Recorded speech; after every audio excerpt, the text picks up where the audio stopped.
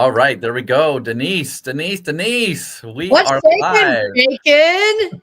What's up, Cody Lewis? Hey, we should probably start. I wasn't thinking about this, but every time I call, you answer with what's shaking bacon, and that made it onto the front door of the barn for my pigs. So I love it. I love it. From a to a pig farmer, it couldn't be more appropriate.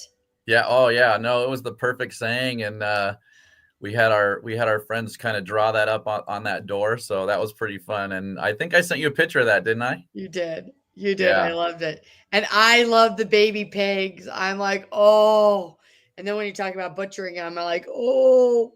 Yeah, How's that going? it's a really weird cycle that you kind of go through when you are a farmer, because you watch these things be born, you raise them up with such care, and then it's time to make them delicious, and that's a kind of a weird thing to do. So Do you name them? Do you name the pigs? we we we try not to. We name the Yeah. moms. We try not to name the babies because they're really not there very long before Yeah. they go off to their homes. Yeah. The ones that stay with us longer, the ones that we actually raise up for meat, we try not to name them because they're going to Yeah. become delicious. I really, I love how you switched. Words matter. And so Yeah. you made that much more palatable, right? Literally palatable. One of the YouTubers that I follow, she raises sheep, and she says they either need to be useful or delicious, and that's kind of the way it is on the farm. So I try to stay useful so that doesn't apply too much to me, right? Oh, that's so funny. All the places we could go with that conversation. Yeah. Well, so let me just mention real quick that this is part of my goal to be live every weekday for the month of August, and so far so good. And just a few more left. This week will be it. And so I'm saving you for the last, Denise, because I knew I needed to practice up a little bit before I was going to be on live with you to be able to see if I could handle all this heat you're going to bring. Bring So it. be sure to tune in, everybody, for the rest of the week. Tomorrow is a little bit of a surprise topic, so I'm not going to mention that one. But Thursday, I'm going to be on with Shelly Johnson. I'm going to talk a little bit about her at the end. And then Friday, I'm going to be on with two people from Title and Escrow. It's such an important part of our business, and so few people understand what that's all about. So I thought that'd be good. Yeah. So please be sure to join for that. I am joined today by the one and only Denise Klein. I love what you put below your name there, the Dream Maker. There are people who will give themselves a little title or tagline like that, and it's not really real. But for you, Denise, I can tell you with total sincerity, it is a real thing. I've known you for, how long has it been? Like probably 6-7 years? 6 years. 6 Can you years. believe that? 6 years. So the first time I ever met Denise, we sit down, we do like the little pleasantries, right? Like the, hey, how you doing? Whatever. We sit down. First question, she doesn't wait for me. First question out of the gate, she goes, so Cody, tell me, what's your 5-year plan? And I was like, if I had hair, it would have been blown back. So I knew right then that Denise is a thinker about business, and was, really, really impressed, obviously. And luckily, life has led us to where we're working together now. We're going to talk about that a little bit more in a little bit. But Denise, tell us a little bit about yourself, because you have deep experience in this business. Tell us about that experience and kind of how you've gotten to where you are today. Yeah, I'm a generational real estate professional. So my mom was in real estate while I was in high school. And Cody, I swore, no way, I'm never selling real estate. I cannot even tell you the times I was left for a listing or a buyer took longer. And so I wasn't picked up on time. And, it was one of those things as a teenager I did not appreciate. However, I started working when I was 14 years old, really strong work ethic. And, I got into the retail side. And I can remember it is Christmas, my favorite holiday. And these people just year after year, they're just mean. And I'm like, I do not see me doing this forever. And so I got into an accounting job, And I got fired. Let's just tell the truth. Not not a surprise, right?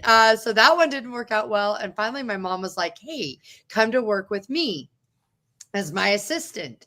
And so that, if you go back 4 decades, we didn't have things like HIPAA. We didn't have this really strong confidentiality that we have today. And in those days, I got to go work for a week with the title company. So when you say how important it is, it is. I got to go work for a week with a mortgage company. And my mom was very successful in real estate from the beginning. And so her title company, Mona Goshen, called my mom and said, "Hey, we'd like to hire Denise. And obviously you're our best client. So you say no, no." And my mom was like, "Heck yeah."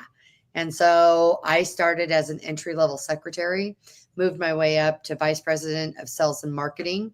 And really, what I've appreciated and loved so much about that experience is the ability to lock arms with real estate professionals, right? Teams weren't a big thing back then. There were brokerages, franchises, however, the same issues. How do we become profitable? How do we build businesses that will thrive in any economic environment? And it was quick and it was immediate, and it has continued for 4 decades. And so what brings me to this point today is the opportunity to pass the torch to the next generation. That's truly my passion now. When I think about my principles of love, contribution, and passion, when I stay in those lanes, it leads me right to the conversation that you and I are having today, that there's the next generation has an opportunity to thrive. And so that's what lights me up right now. Yeah, I love that you started like that in the escrow. I mean, you didn't really start there, but it was early in your career, you were in the escrow side of things. I think that's such a really great foundation, not just from the real estate side, but from the sales and marketing side that you just mentioned, because that really has helped you, I'm sure, throughout the rest of your career. So yeah, and I mean, what do you say is your experience level now? Is it 30 years, 40 years? What is it? Oh my gosh, like it is actually, if we were telling the truth, Yeah, let's tell the truth. let's tell the truth, right? So it might be, I am 5 decades, 9 years, and a few days to that sixth decade. And I started when I was 17. I started Yeah. when I was 17. And so I don't even think that you could get hired when you're 17 now. Maybe I'm wrong. However, I started 17 years old in very different times, like carbon paper. I mean, raise your hand if you were in a time where carbon paper was a thing. We typed Not checks me. wait a minute. How much older am I than you? Don't answer that Just question. enough, just enough. Just enough that carbon paper wasn't there. Yeah, so carbon paper was a thing. I think what was beautiful about that period of time is I was so young that, when I was coming up, there was a lot of relationship partying. That's how people got to know each other. I wasn't old enough, so I had to lean into education. And so that's what I really have started my career with, and then grown to where I am today. And any recommendation I would have to someone that is listening to this is how important it is to become an educator, right? People don't want to be sold. They want to be educated. They want enough information that they can make the best decision for themselves and their families. And if you can imagine, we're a conduit for that. And so giving people the information that they need so they can make those decisions is a great foundation of success. Man, that is such great advice, and you are not waiting. You're dropping the truth bombs right from the beginning. So you also touched Was on a I few. supposed to wait? No, no, no, no, no, no, no. Okay. Let's get right into it. But you All right. touched on a few other things that I want to talk with you about today. Sure. If I could go back knowing you like I do now, when you asked me, what's your 5-year plan? I probably would have just said, I don't know, Denise, you tell me what my 5-year plan is. And then I would have just listened and done everything you said. And it would have been as good as it could have been in those 5 years. So definitely like the dream maker tag for you is a real thing. So you said a phrase that I've heard you say many times before. It's kind of like one of your mantras. Okay. And I want to repeat that here because I think about this all the time, and it's where I'd like to start our conversation today. You said the phrase to be able to thrive in any economic environment. So unpack that for us, because I know there's a lot behind it and it's really great stuff for realtors. Yeah, the honor of having the title as the dream maker is that if you're willing to share your dream with me, I won't forget. And I'll stand with you as long as it takes. Sometimes that's hours, days, weeks, months, years, decades. It doesn't matter. The dream is still alive. And so when you get into real estate, I have never met anyone that didn't get into real estate and have a dream and a hope. And then they got into real estate and they realized, uh-oh, this is not what I thought this was going to be. I mean, come on, Cody. If you ask someone that's getting into real estate, how much money do they want to make? What do they always say? A lot. They want to make a lot of money. They don't really have a specific thing usually, but a lot of money. I regularly hear six figures. I regularly hear 100,000. And Yeah. that is awesome. And that's a dream. And it is absolutely possible. However, it's not built on this year I make 100,000 and next year I make 50. It's built on the concept that regardless of what is happening in the market, I adapt. And so, we give ourselves these titles. I'm a listing agent. I'm a buyer's agent. I'm working with investors. And although I think niches are important and I think there's value, it's building something that is thriving regardless of what the market is doing. Like, we work in an amazing market that allows us to be in what we refer to at Workman Success called the river of real estate. And it's always flowing. It's just sometimes people put up their own dams, right? And they stop the flow. The market didn't stop the flow, Cody. Wouldn't you agree? Yeah. Yeah. Their mindset, their beliefs put the dam up. Their willingness to project and look forward and who do I get to become in order to build a business that will thrive and meet a client's needs. Yeah. So Denise, you've been a team leader for a long time, and you also of late have been coaching on a national level. And so when you say thrive in any economic environment, you don't just mean your experience doesn't just talk about the ebbs and flows of a particular market. It's talking about different types of markets, different methodologies of success. And there are a few things that I've heard you talk about before that are sort of like the mainstays of this idea, and things that really do work in any economic environment. So tell us a little bit, when you're coaching an agent, what are some of those things that you talk with that agent about, and why do those things translate into success? Yeah, and it just so you know, these three principles are: if you're a brand new agent, you're an agent that is plateaued, you're an agent that's thriving, you're a team leader, you're own your own independent brokerage franchise, it doesn't matter. Each level requires three things. And the first one is systems, the next is mindset, and the next is accountability. And putting yourself in rooms that allow you not to be the smartest person in the room. And I hear this a lot, Cody, from people that says, oh man, I shattered that ceiling, as though it's an anthem. And I like the opportunity to reframe that said, man, look at all the effort and experience that it took you to get to that place. What if instead of shattering it, we used it as a foundation for the next floor? Yeah. And then, Cody, one of the things that I love and value about you, and that you've expanded my own thought process on, is maybe it's not just a skyscraper that we're building, this thing called real estate. Maybe it's a skyline, multiple streams of income. Yep. Right.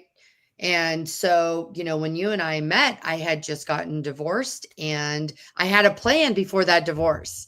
And when that plan shattered, then I was like, oh my goodness, how am I going to be looking for other financial opportunities outside of real estate?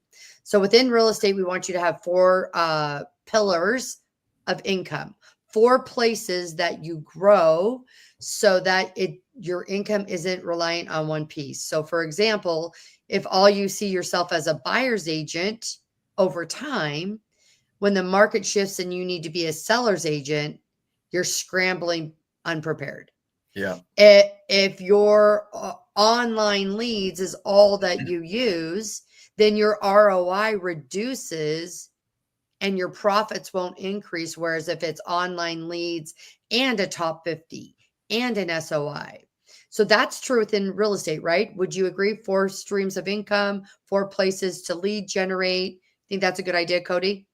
Yeah, absolutely. That diversification of income is one of the reasons that I am in the model that we're in. And we'll talk Yeah. about that a little bit more at the end, but that's definitely one of the big reasons that it drew me to it.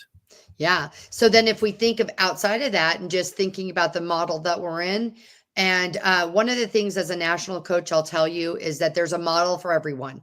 Mm-hmm. So I want people to be open to, there's models that are very successful. I am brand agnostic when it comes to coaching, and I see lots of brands doing amazing things. It's just, what are you looking for, right? Yeah. Becoming very clear in what you're coming to get.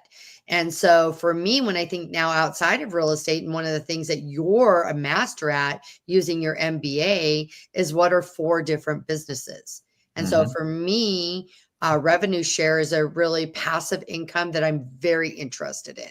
Yeah. Right. When I think about real estate, as far as my own personal production, for 5 years, I didn't do any real estate. I only coached, trained, and led. And when COVID happened, I was like, time for me to get back in. And I Yeah. still love it. I still love the opportunity. I just moved a family from Washington down to Las Vegas, and I've been with them 3 years in that journey. Like, there is nothing like being with them yesterday when they pulled up with that van, and I felt like Vanna White. I was able to show their kids.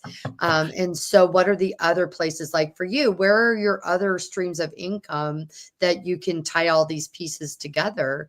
And so for those people out there thinking like, I'm in real estate, that's fantastic. And what else could that be? So as a coach, I'm continually asking you to expand and grow and think and become the next level. So it's not about shattering a ceiling. It's about building a skyscraper. And Yeah. then maybe it's time after that is, in a stable spot, maybe it's a skyline. And what are those other places? Because they all can work together, in my opinion.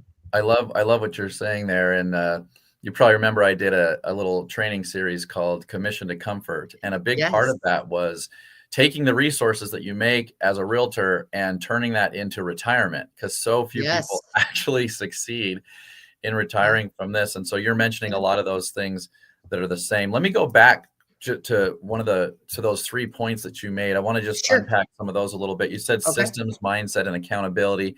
Let's Yep. actually start, if we could, with mindset. I talked with Joe D when Yeah. he was on this live with me about that. Let's say that there's an agent out there watching this, and he or she is saying, so I feel like I need to improve my mindset. Okay. What advice would you give that person to sort of find themselves on that? And what things should they be thinking through to try to have a better mindset that will be able to thrive in any economic environment? I love that. So the first and most important thing is that you put yourselves in rooms consistently to learn, right? Mindset. And so mindset is delivered in 2 ways. The first one is repetition, over and over and over and over again. The second one is a strong emotional connection, so that you put yourself in an environment where you have the opportunity to ask and answer, be curious, discover what is your mindset. Now, if I unpacked that, and it was so beautiful because I just had this conversation with Michelle on my team yesterday. Um, there's 2 concepts that are critically important in all success. And the first one is a concept called realm of now, realm of meaning. And the more that you explore that concept, the more you unpack it, that is all it is. And so let's use it. Tell me something about real estate right now that you're hearing from people, Cody, that they're in the struggle with as it relates to real estate right now.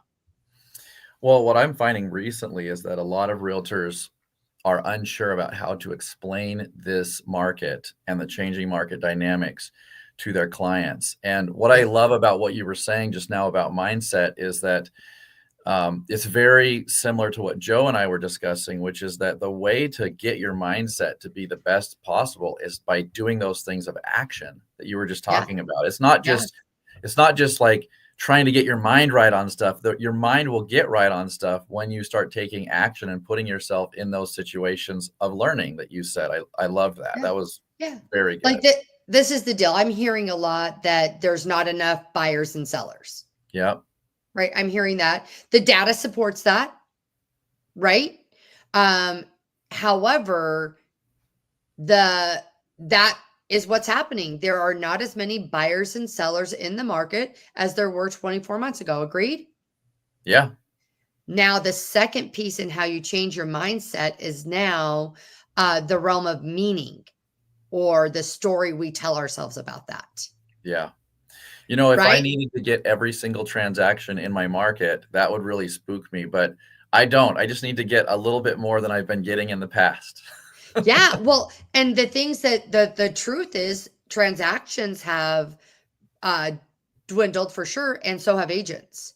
Yep. So really when people are saying there isn't enough, this place is scarcity, they conveniently built a chicken exit. One that says I can be, and the second concept is victim responsible.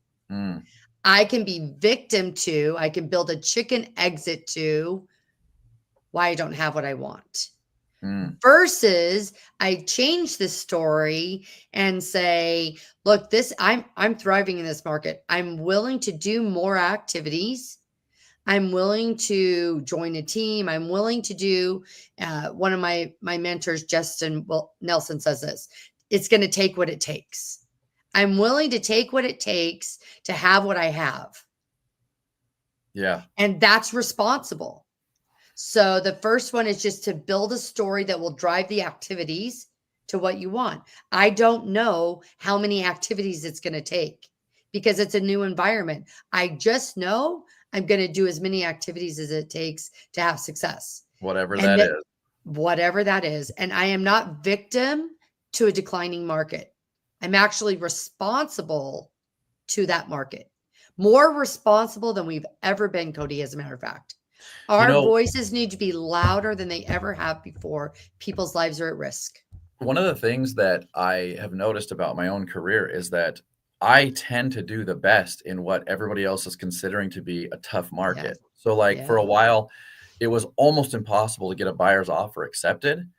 And I've always, kind of, I'm proud of the fact that I can get offers accepted. I mean, my Yeah. offer acceptance rate is in the high 90%, right? Yeah. And so I was like thriving, and these buyers were loving it in a time that was considered to be really tough. And so I almost love it when it starts to get a little harder because I feel like that's where my skill set can shine the most. I love that you say that because it's a perfect example of realm of now, realm of meaning. Like what I'm saying now, and I was doing a transaction with one of my favorite agents, Christina Ingram, and she did a video after our conversation. She's like, I just have to let you know I did this video because of it. And it was hysterical. And it was this: hey, buyers, you've been asking for this market. You wanted more inventory. Here it is. You Yeah. wanted sellers to participate. Here it is. You wanted prices to be more flexible. Here it is. Yep.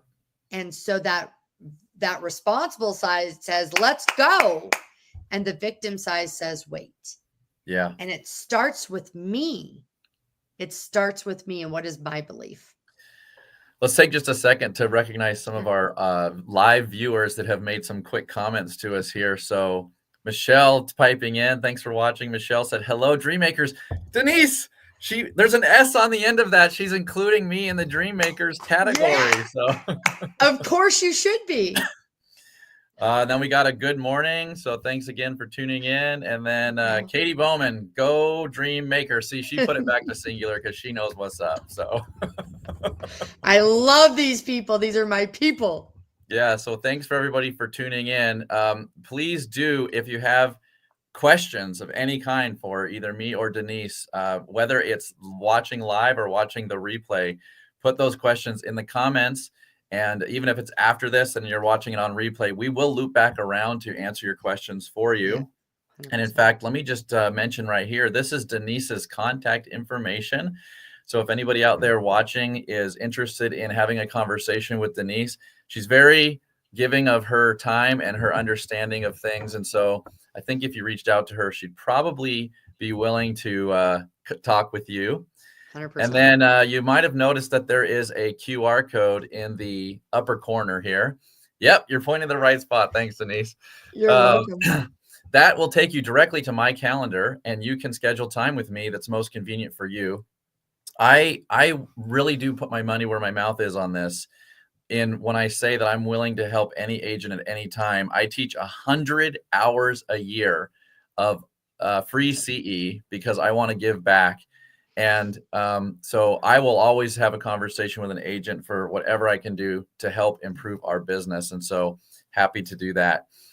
Okay, Denise, that's great on mindset. Thank you for that. Yep. As far as systems goes, Yeah. if there's more to it than this, then let me know. But I think by that, what you mean is just having a method, having a way of doing things that is proven and tried and true.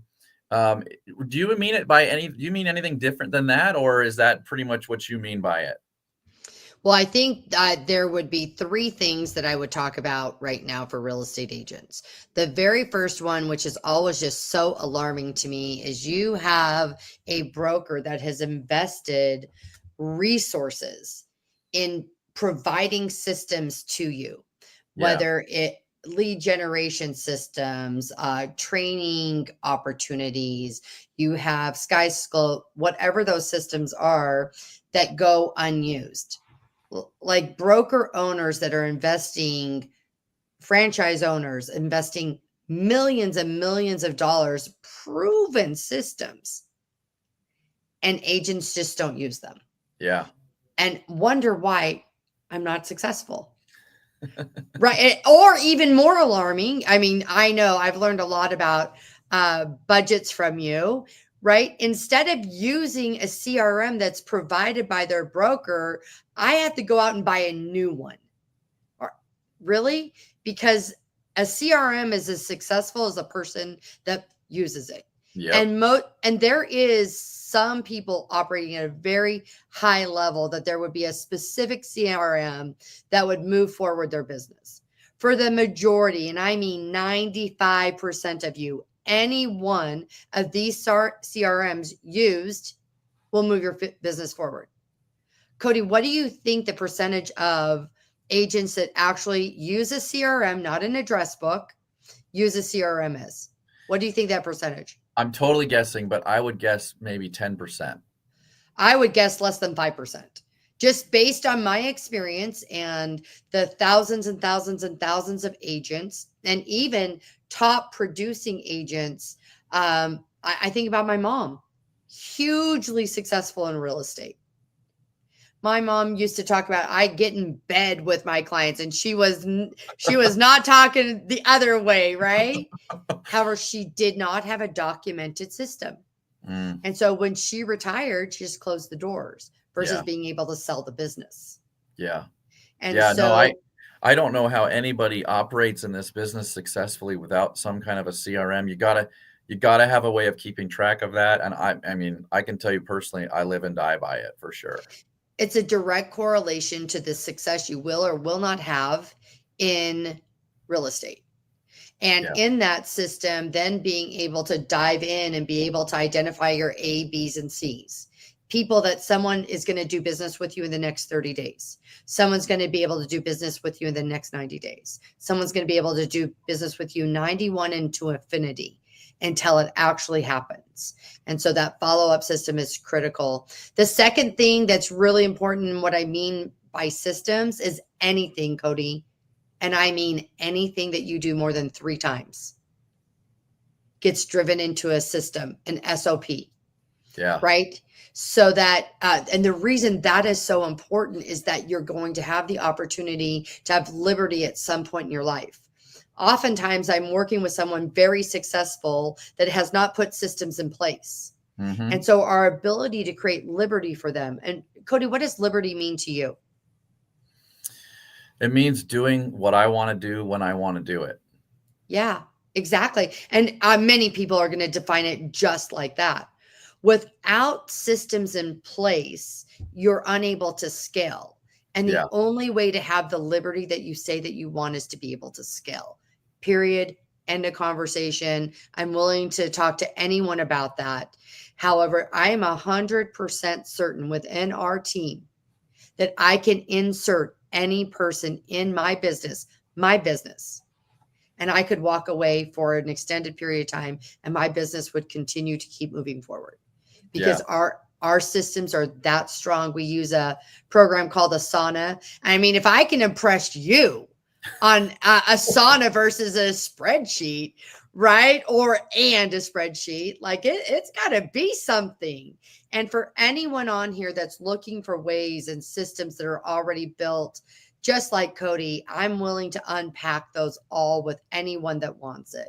Yeah. Everything from scripting to, a buyer calls and they want to hire you, a listing calls they want. These SOPs are such that anyone can be inserted. Our team manager is a virtual manager for us.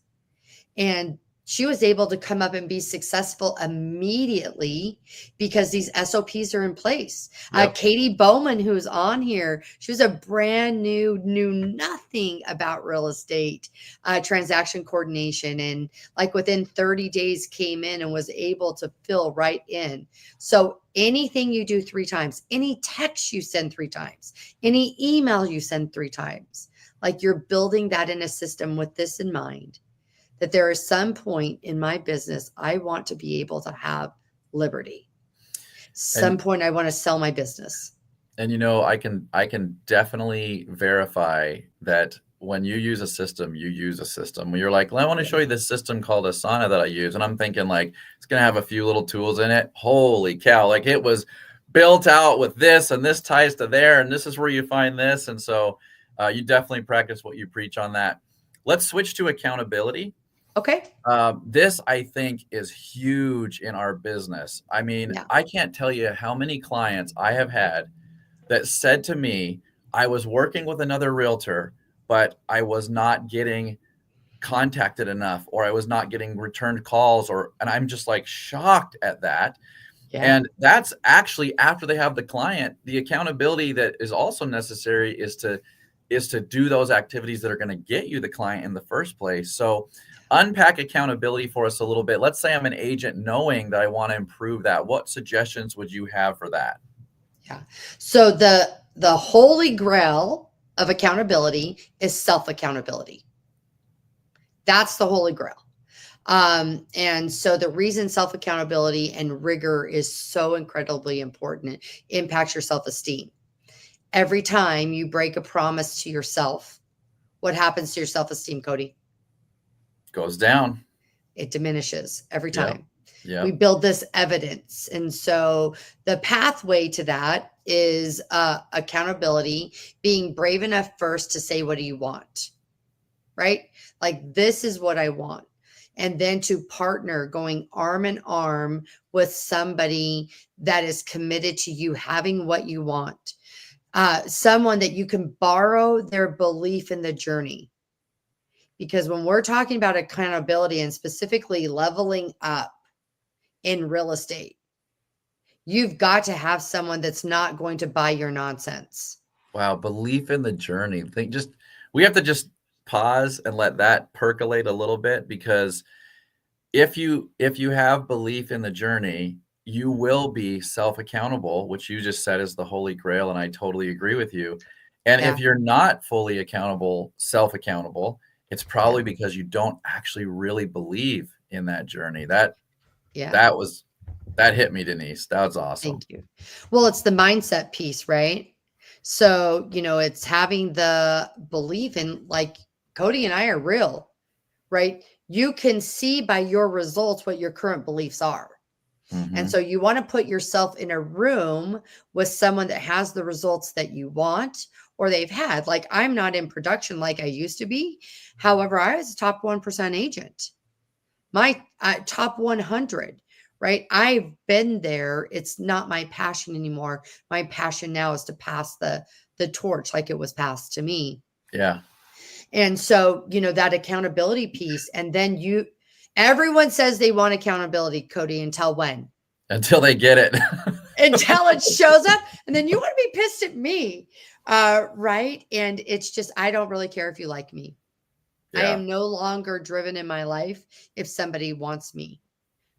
I'm driven by, am I respected? Am I respected enough that when Cody tells me what he wants, that I will stand with him as he's in the journey? I'll cheer for him when he's winning. I'll cheer for him when he's not, right? Because for you to fail and have someone that's beating you up, like there's a moment for that. That's nonsense. Yep. I'm going to cheer that you took the risk, you made it or you didn't. And then what's next and what's next? So if you can imagine an accountability person, it's someone that doesn't move backwards. Stays here until we move forward. Denise, this is such good stuff. You should be a coach or something for realtors. I know, right? I should speak. Yeah, agreed. All right, we got a couple more comments here from our live viewers. So this is from Allie. Oh, we love Allie. Allie, you're going to love here in a minute when we talk about our day of service that you are spearheading, because we are going to promote the day of service. Yes. But she says you guys are dropping the nuggets like gold. Yeah, that I would agree with that. I don't know who this is, but K Perkins 7, love this. Thank you for tuning in. Yeah. We got a question here. How do you know if a no is really a no and not just a not now? Ooh, that's a good question. Denise, want to tackle that one? Yeah. So it's coming from a spirit of curiosity. So when someone says no to me, my question is, tell me more about that. So why is it a no? Why is it a no? And so when you start unpacking it, I think you always honor a real no. And the question is, may I stay in contact such that when if that no changes, I'm the one you think of? Sometimes when you respond like that, I've noticed that then you're kind of backing away. The person starts chasing you because really what they were doing was just putting up a front because it really is something that they're interested in, but they're just not sure about some aspect of it, right? And so when you just respect that no, back away a little bit, they start actually leaning into you. So I love that. One of the CE classes that I teach, we talk a little bit about the art of asking questions. Yeah. And I love that you started your response with that, like asking the questions is gonna get you there. Yeah. It's just curious and caring, right? Like that's the piece of it. It's just curious and caring. We got a comment from Kimberly saying, love this. Thanks for tuning in, Kimberly. Awesome. And we got a question here. How do you keep yourself accountable? What's the first thing you do each day for success? Oh, interesting. That's a great question. How about you tackle it? And then I'll add on to it. So one of the things I started doing recently, and I know that I'm going to have to tie this in here, but I heard on a podcast some of the benefits of doing a cold plunge. And I was like, starting my day being freaking freezing is not really how I would usually say that. So, and I don't have a cold plunge, but you can get pretty much the same effect of that by taking a shower on it, as cold of a setting as your shower will do. Okay. And I do that every morning religiously, no matter what, because I said I was going to do it. And I use that as like a token, as like a symbol that I'm going to hold myself accountable to do the things that I said I was going to do. So when I'm in bed and I'm about to get up and I know that the first thing I'm going to do is get in that cold shower, I just make myself do it. And I use that as a kind of like my gateway into accountability for the day. I love that. So I'm very similar to that. So I am in an environment that I ask people to do hard things, right? Like I recognize when someone is just getting started in real estate and they look at me, they think it was easy. They don't know or when it wasn't easy for me, right? And so I continually, in the environment that I'm in, put myself in a place where I have to do something that's hard. So currently right now I'm doing 75 hard. And it's no joke, I'm like 18 days from being done. And there have been days that it has been hard. And it's not necessarily the activity that's hard, Cody. So it's 2 45-minute workouts. One has to be outside. It's a gallon of water. It's 10 pages of reading, no alcohol, follow a eating plan, no cheat meals. Now, just the piece of accountability that says, I can tell you that. Yeah. Right? You Yeah. didn't hear any stuttering. Like, I know what I'm accountable to. You know, just having clarity on what it is you want and what you're going to do to get it is such a huge component of it, because sometimes people have goals, but they're not very specific. They're not really known. They're not like actually documented. And that makes it harder to accomplish those things. Well, so the next thing on that is, after I got that clarity, I came from choice, right? Pure choice. This is what I want. One of the things many people on this call know about is SMART. I do a double R. So a SMART goal is specific, just as you spoke to. It's measurable. Like, I know when I've accomplished it. It's not, I'm going to lose 10 pounds. I'm going to weigh 155 pounds. Very different. Yeah. Right. So it's specific, it's measurable, it's attainable, right? It's attainable. Someone else has done it. The double R is this. First of all, it's risky. And the one that I think is so overlooked is it's relevant to me. It's important to me. When I got started in 75 Hard, I got started for the practice of rigor. Yeah. The practice of rigor, such that I would be able to translate that to other places in my life. Yeah. And then the other one, there's a time, it's 75 days. Look, every week I've bought a bottle of wine. I am drinking again, right? On day 77, because Allie's with me. She started a day after me. I'm not drinking without her. However, it's this rigor, it's discipline. And so now it's what's day 76 going to look like. As I get moving forward. The third thing on accountability is I use text groups. I share with people that matter to me, that I know have a high level of their own accountability. And at 5:30 in the morning or at 11 o'clock at night, I'm sending them a picture of me on that road. Yeah. Doing it. On that road. And in this 75 Hard, I have 3. I have 3 accountability partners. And I also ask those people to put their tails on the line too. Like, I want to be accountable with people that are accountable. And so we grow in that way. Yeah. So thanks for that question to our viewer there. That's a great question. And the answer you gave, Denise, is actually a little different than I thought. And I really appreciate that question, because it brought that concept out there. I will also mention one other thing that I do at the beginning of each day that isn't really necessarily directly an accountability thing, but it has always really served me well in my career. When I do business consulting with businesses, it doesn't matter what the business is, I tell them, the business owner or the managers, to start your day with the question of, what will make the cash register ring the fastest? And so I ask myself that, like, what transactions am I involved in right now? And if I have no transactions, what activities can I be involved in right now that will cause me to get to that finish line the fastest and have that cash register ring? Because if the cash register is not ringing, you're not going to be in business, no matter how good your marketing is, no matter how good other things, aspects of your business are. And so asking yourself that question every morning will make you change the way you do business a little bit.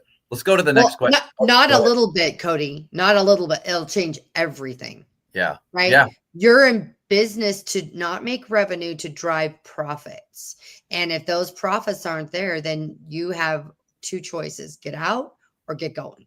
Yeah. We got another question here. So what is one piece of advice you would give a new agent? We've just given you like 50 pieces of advice. But I'm going to watch Denise try to take the funnel and narrow it down to just one piece of advice that you would give to a new agent, Denise. Yeah, it's really easy. Don't quit. Don't quit. That's it. I'm not sure how long it's going to take. Yeah. Don't quit. Yeah. All right. Let me put your info back here up on the screen. If anyone wants to reach out to Denise, you can contact her there. If you'd like to reach out to me, you can scan the QR code and go directly to my calendar. Please, if you're watching live, continue to ask us some questions if you have any by putting them in the comments, and we will try to get to your questions there. Okay, Denise, let's talk a little bit about our business model. Okay. You and I are both in something that we have pretty much formed together called the Synergy Community. It's built on top of the EXP brokerage platform. Yeah. And I personally, when someone says to me, oh yeah, I've heard about EXP, or I know what the model is, I always respond with, no, you haven't, because until you understand exactly what we've done with it and why we're doing what we're doing, it's something that's kind of totally different than just the typical virtual brokerage model. Yeah. But you are a highly successful agent, lots of experience, and you have found yourself, you've landed in this model. So can you Yes. tell us why, from your perspective and your business plan, is it a good fit for you? Yeah. So the piece of it that drove me here was a divorce, right? So my ex-husband was with the police department, and we had a retirement. And the plan for the retirement was fantastic. And then when you split that in half, all of a sudden it's not. And so I was looking for a model that there was residual income. And I had been with a company that had something, how it was built off of profits versus revenue. Now, Cody, I'm not going to lie. I heard about this 12 times Yeah. before I said yes, right? Right. And you were Right. pretty aggressive when Joe first brought it up to you. So Yeah. confused where that Yeah. came from.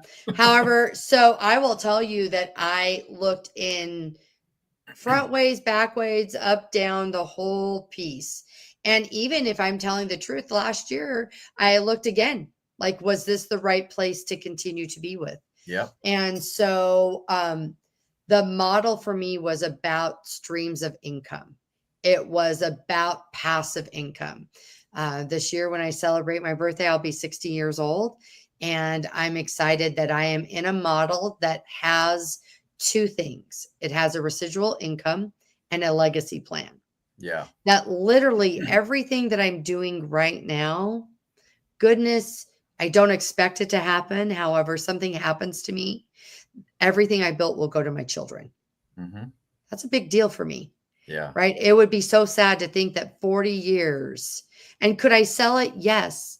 However, being able to gift that to my children, that could gift that to my grandchildren. And we all know that EXP is now a solid model. When I got started, there was lots of naysayers. You Yeah. know, we're at 90,000 agents internationally now. We are setting the pace. The second most important thing for me in this was the community. Yeah. And so the thing that is so beautiful that happened from COVID was it created a platform for us to use technology to connect. Most all of my clients, I do all my coaching calls over Zoom. Whereas when I was a coach before that, it was face to face, which was very limited. And look, I can connect very well. And so now I have coffee with friends that are in Texas. I have, wine with people that are in Boise. Yeah. I have community. Shelly Johnson, super excited for people to get the chance this week to meet Shelly. So the community that's been created that has spanned over cities, states, and countries Yeah. was something I never expected. Never expected. You mentioned a topic earlier that is one of the biggest reasons that I found this as the best place for me to build my business plan on. I was actually contemplating starting my own brokerage, and thank Yeah. the Lord that I found this before I did that, because it probably would have worked, but it would have been expensive, to do that. Yeah. And for me, the scalability, you had mentioned scalability and being able to Yeah. scale earlier. This is a really hard business to scale in. And I had noticed that the absolute best of the best had figured out ways to scale. Yeah. And I even read some of the books from the people who supposedly know the best. And as I read that, I realized the more I do that, the more I'm scaling my own headaches. And Yeah. so the Synergy community for me is a business plan on top of a brokerage model that allows it to thrive. And the purpose of the Synergy community is to give every agent the environment that they deserve to have the highest level of success. And that takes an element of scalability that we have. And part of the way is we have a board of directors. And Denise, you and I get to serve together on that board of directors. And we meet with the objective of what can we do to provide the environment of success for the agents that are in our group. And there's no model under the sun that would have allowed you and me to be in business with each other the way we are, together with other just animals in this business that are just so good and successful. And we're in this together. That community is very comforting to me, even somebody who is good at standing on my own. I love that we have each other. We have each other's back. There's times where I'll get a question and I'll say, you know what? I'll bet you Denise knows how to answer this better than I do. And I'll team an agent up with you to get them to get help from you. And so, well, you have a phrase called economy of effort.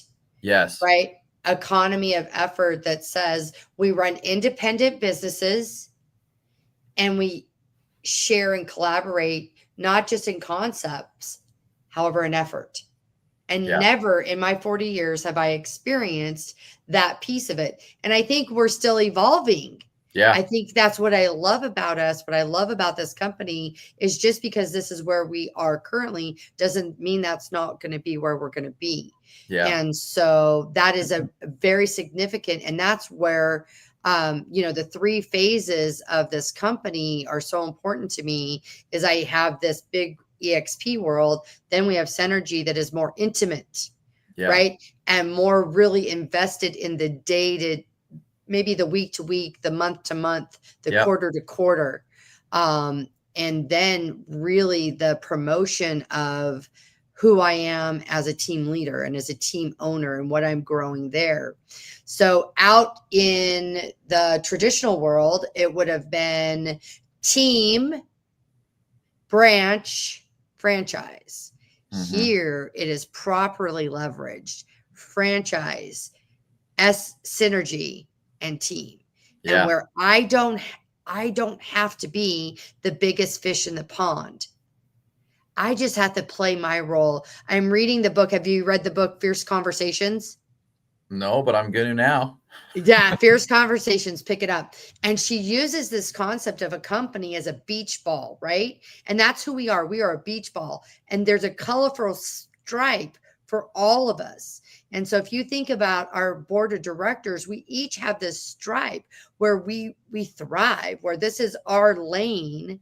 And so when we each are shining in that piece, this economy of effort is even more, I'm going to use the word exasperated, right? It's even bigger and more opportunities to serve.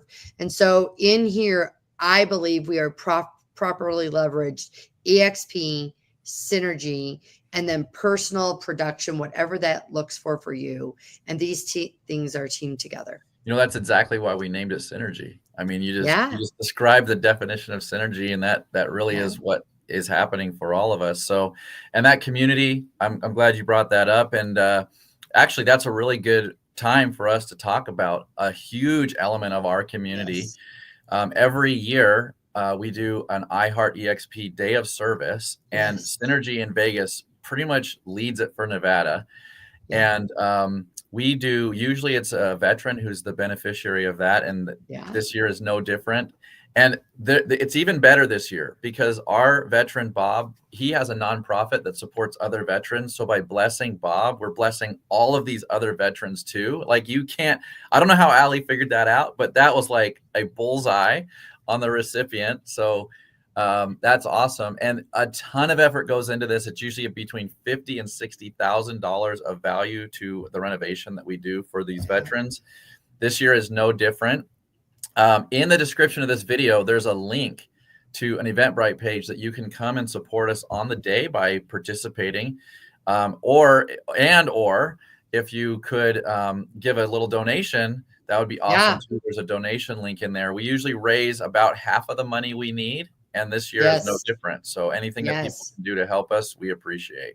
It's super cool because there's a registry in Amazon that you can get to. And so we have people that are actually taking pieces of the project and owning them, Yeah, right? it's awesome. It's so cool. And Allie has done an extraordinary job in being able to identify the recipient and getting in there with the project manager and then leading the way with contractors and volunteers. And it's important, right? And it again, once again, speaks to who we are. The load is light when carried by many. And Yeah. that describes who Synergy is. That describes who EXP is. When we all shine in our piece, then more is possible. And you hear a ton about collaboration. That word is thrown around all the time. Yeah. And we are living, breathing collaboration. Thanks for mentioning that registry. I meant to mention that and had just totally forgotten that was there. And this is not just for Synergy. This is not just for EXP agents. It's not just for agents. This is for, we've had people from Nellis Air Force Base come and join us and help us out. And so really any way that you can contribute to that, we encourage you to do that. Yeah. And let me just, one more thing about Bob, just so people understand who we're serving. So Bob runs a nonprofit organization that works with veterans in getting their entitlements. And then not only to that, however, June of 2026, they did it June of 2024. They created an event, 15,000 veterans in 2024. Allegiant Stadium donated the stadium, and they go in and create this incredible fun event. Walker Hayes was on stage, food, activities, donations of millions and millions of dollars just to give back to these veterans. And so not only is he going in and getting them what they're entitled to without them having to pay a dime for those services, because there's for-profit companies that do that. However, also pouring into them for just a day for them and their families. And so you'll see that coming up June 2026. And we are serving the man with that vision through this event. Yeah, thank you for that. I mean, it's so fun to watch these people's lives get blessed because of what we do there. I also want to mention quickly that in the month of September, I'm starting a new thing called the Unbook Club. And I'm going to just add that right there. So I'm doing this together with Shelly. You mentioned her and I've mentioned her. She is a team leader in North Carolina that does massive amount of volume. And she's just a pretty dang nice lady too. Yes. And so we're doing this thing called the Unbook Club. And that's because we are not sure that people are really going to read the book. So we hope that you will. We hope that you will. But even if you don't, we are going to be on Zoom September 17th. The Zoom link is zoomshelly.com. And we're going to be doing this book, Buy Back Your Time. This is not just for realtors. This is for everybody. That book will change the way you think about your day. It will make you think about it differently. And the commitment we have is that we'll do all the reading. We'll do all the work. We'll be ready to have conversation. All you got to do is show up by Zoom and be a part of that conversation. And so we hope that everybody watching will join us there. Awesome. That sounds like a great time. Yeah, it's going to be. So, Denise, this has been an amazing conversation. Thank you so much for sharing. I mean, I hope that people will rewatch. I know I'm going to be rewatching and taking notes. I always do. I've implemented some of the stuff you've mentioned before in the past that have been game changers for me in my own business. I hope everybody else will do the same. Awesome. And I think that this last comment we just got is kind of like summarizing the whole show, right? I love that. Don't quit. Do the work. Be accountable. Denise, you brought the fire today. Thank you so much.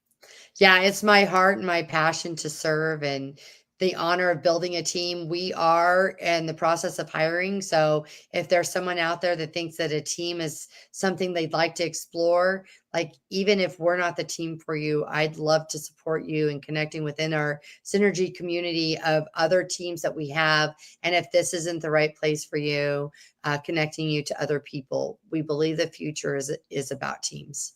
Yeah. Well said. Thank you. Thank you. Thank you so much, Denise.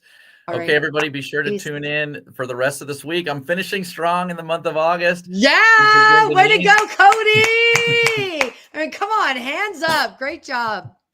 And Thanks. thanks for joining us, everybody. We'll see you on the next one. Peace out.